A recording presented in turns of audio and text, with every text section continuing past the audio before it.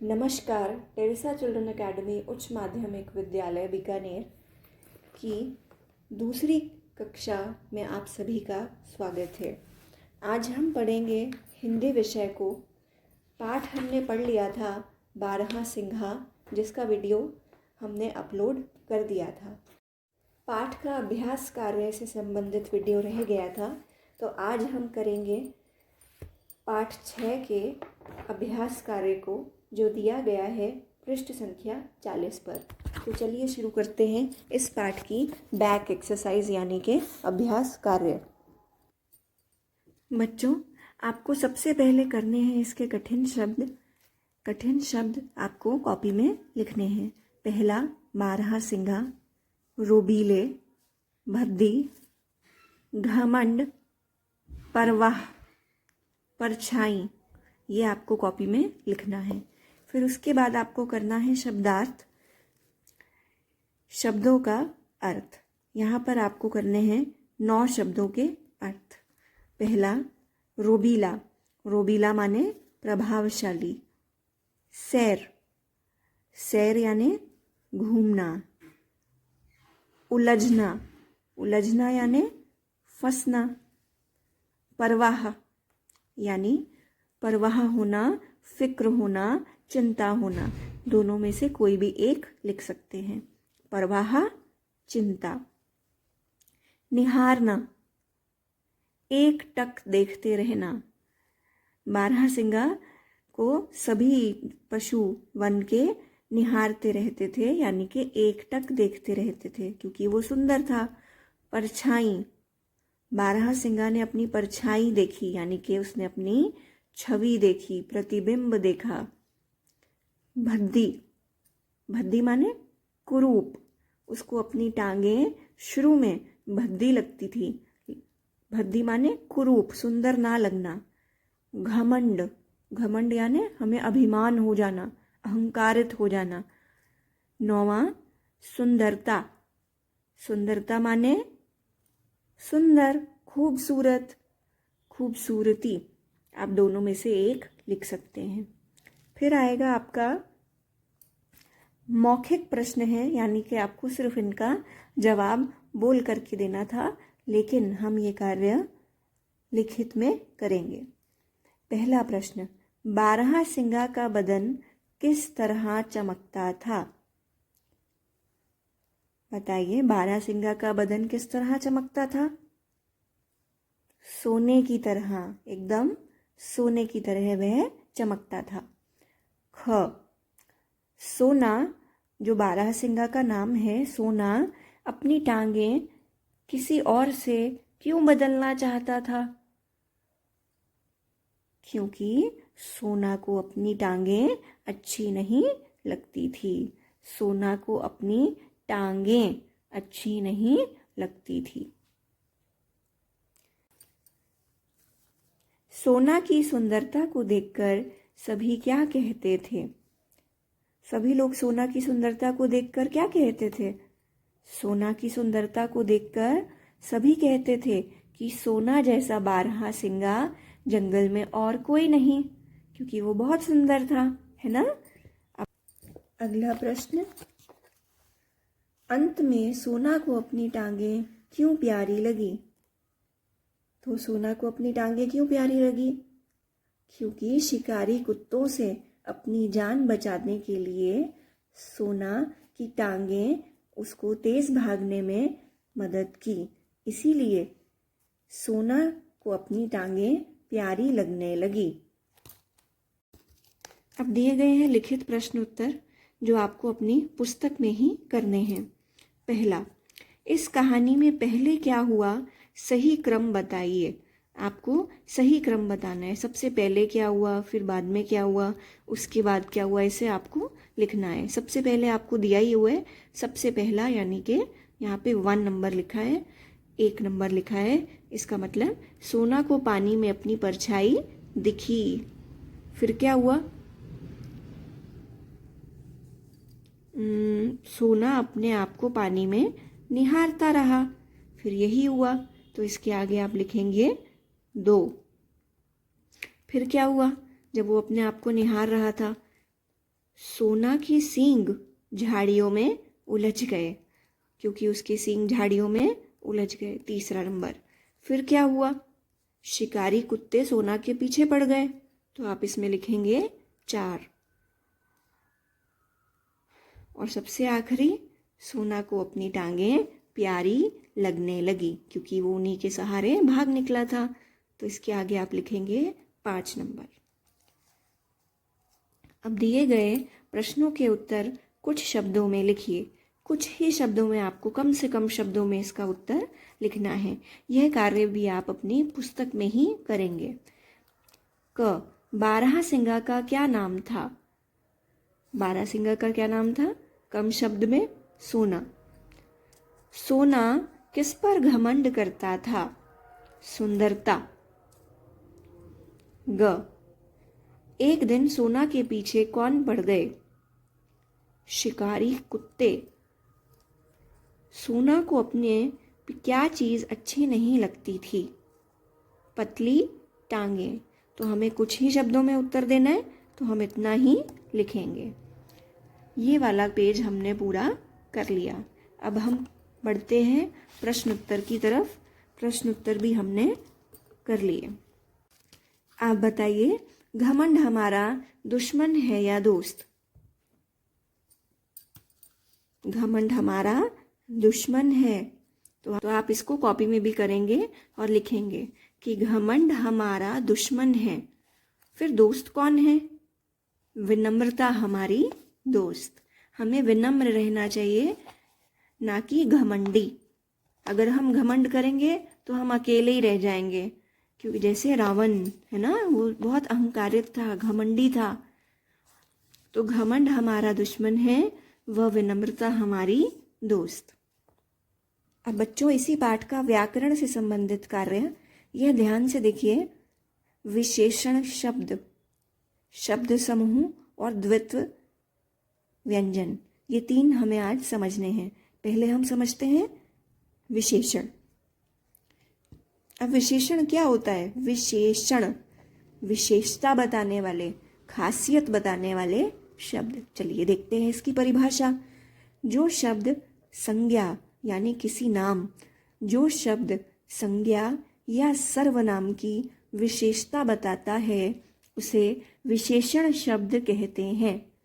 जैसे बच्चा, बच्चा हो गया एक शब्द संज्ञा और सर्वनाम से संबंधित, और उस बच्चे की विशेषता क्या हुई? सुंदर बच्चा।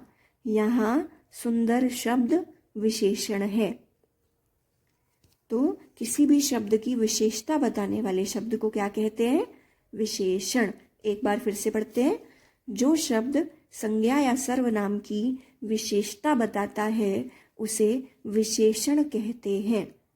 यह आप कॉपी में भी करेंगे और पुस्तक में भी करेंगे। दिए गए वाक्यों में विशेषण शब्द को रेखांकित करके अलग लिखिए।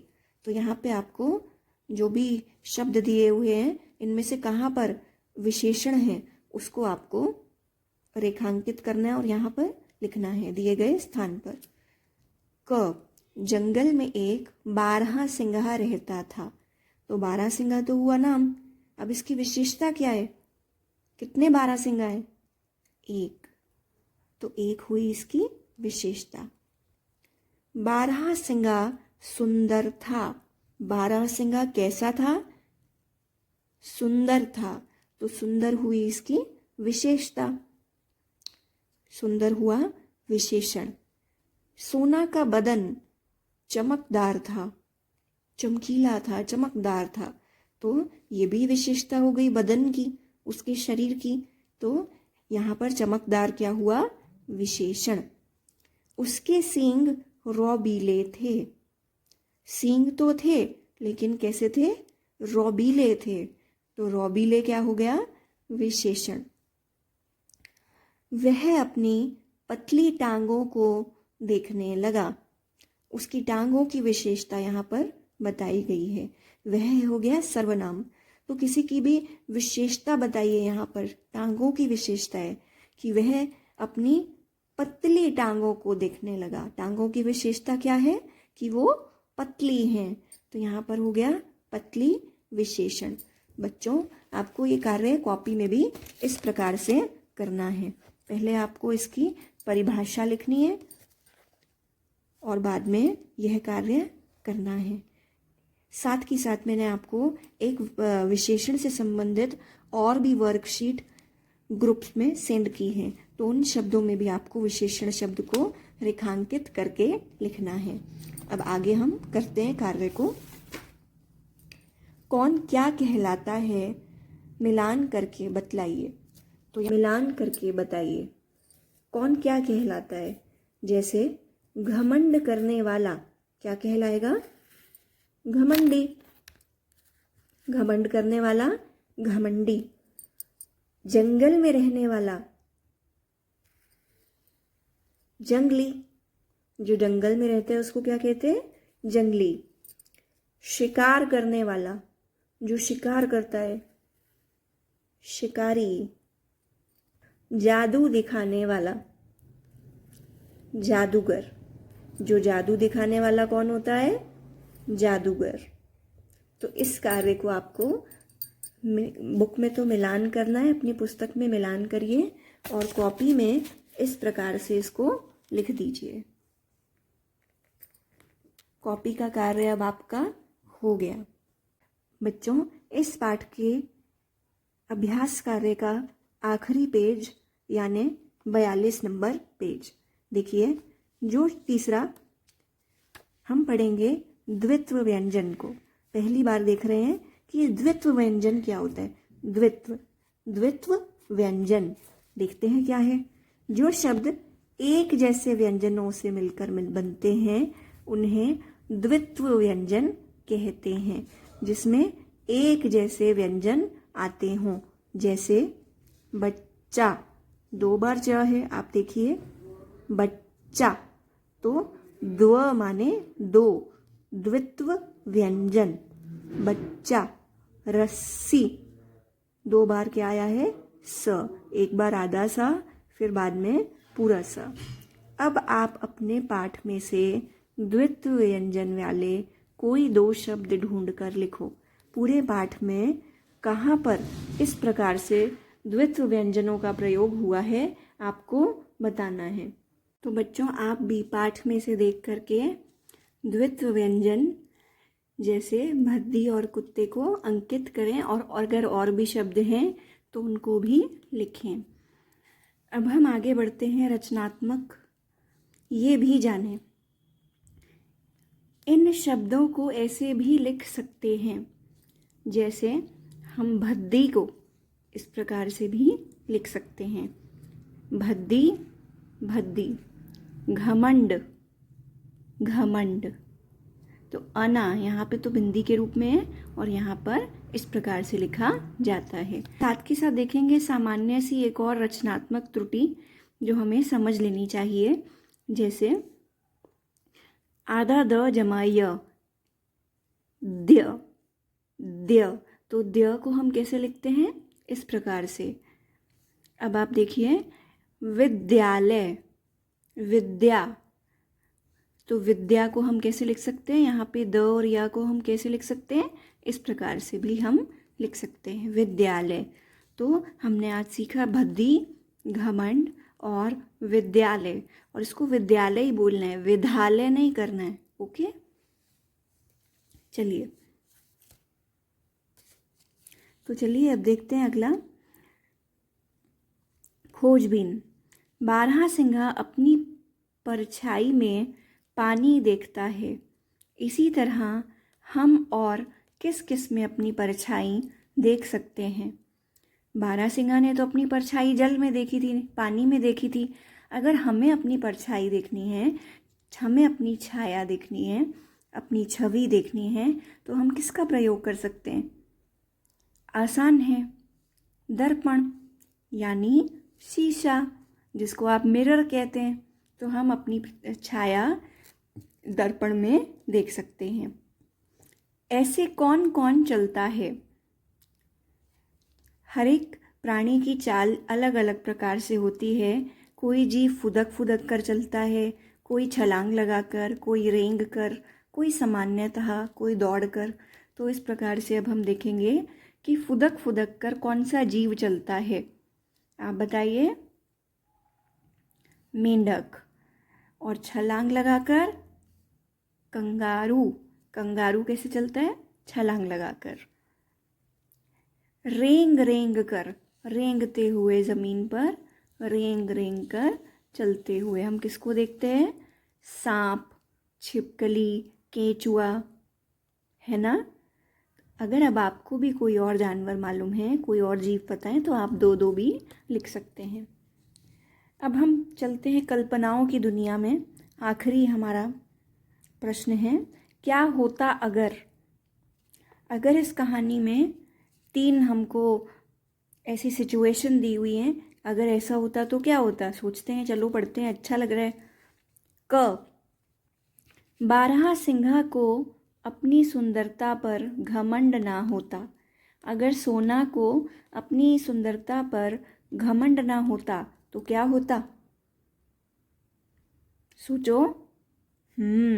अगर उसको अपनी सुंदरता पर घमंड ना होता तो उसके बहुत सारे मित्र होते, लेकिन घमंडी होने के कारण उसका कोई भी मित्र नहीं बन पाया, क्योंकि वो अकेला रहना लग गया। ख, बारहसिंघा को कुत्ते पकड़ लेते। क्या होता अगर बारहसिंघा को कुत्ते पकड़ लेते? तो बारहसिंघा को वो खा जाते, उसका शिकार कर देते, उसको मार डालते, है ना। ग, बारहसिंघा के पैर कमज़ोर होते। क्या होता अगर बारहसिंघा के पैर कमज़ोर होते? अगर बारहसिंघा यानी सोना के पैर कमज़ोर होते तो वो तेज़ कुत्तों से कभी भी आगे नहीं दौड़ पाता, वो अपनी जान नहीं बचा पाता, वो उसको बारहसिंघा पकड़ लेता, है ना।